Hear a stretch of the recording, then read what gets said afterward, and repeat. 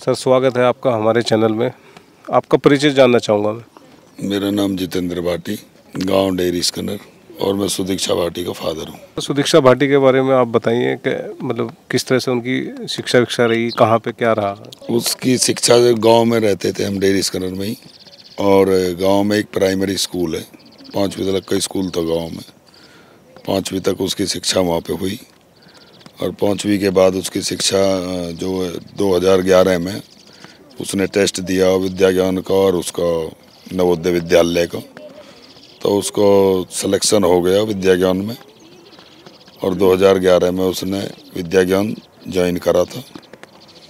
और वो विद्या ज्ञान जो SCL कंपनी की एक संस्था है जो गरीब बच्चों को मदद करते हैं पढ़ने में, जो उनको कंपटीशन पास कर लें उनको पढ़ाते हैं वो फ्री ऑफ कॉस्ट। तो 2011 में उसमें चली गई थी वो।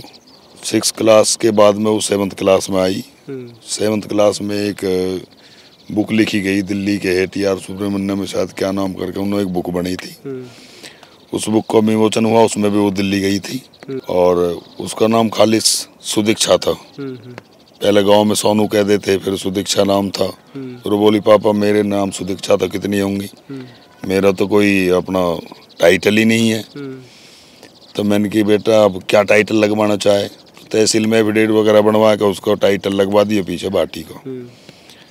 तो फिर उसके बाद में वो 8th क्लास में उसने ये मैथमेटिक ओलंपियाड में उसका 3rd प्लेस पड़ी थी ऑल इंडिया में, और 8th क्लास में उसने अच्छे अंक प्राप्त किए। तो उसको 2 सप्ताह के लिए एक अलग से कोचिंग होती है कि मतलब जो ग्रुप से अच्छे अच्छे बच्चे निकल के आते हैं उनके लिए एक कैंप लगता है।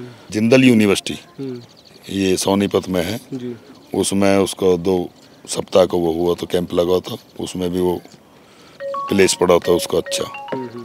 अमेरिका के लिए ही 4 सप्ताह के लिए उसका वहाँ भी एक कैंप टूर बना था। 10th क्लास पास करने के बाद में E ग्रेड था उसका, टॉप ग्रेड, उसकी वजह से वो भी एक कॉलेज था उसमें उसको 4 सप्ताह का वो पड़ा था। वो अमेरिका गई थी 2016 में पहली बार। और इंटर में थी, इंटर के बाद तो उसको बॉब्सन कॉलेज के लिए सिलेक्शन हो गया था। फिर वो उसको 100% स्कॉलरशिप मिली थी। 100% स्कॉलरशिप पे वो USA गई बॉब्सन कॉलेज, और 2 साल वहाँ थी। और कोरोना काल के समय में जब वापस आई तो अपने मामा के वहाँ जा रही थी कि बोलो चलो पता ना अब कोरोना काल 1 साल में आए 2 साल में आए, तो चलो मामा के वहाँ हो आऊँ। तो वो अपने भाई के साथ में जा रही थी, वो रोड एक्सीडेंट उसको बुलंदशहर में हो गया था। उसकी मौके पे ही वहाँ पे डेथ हो गई थी।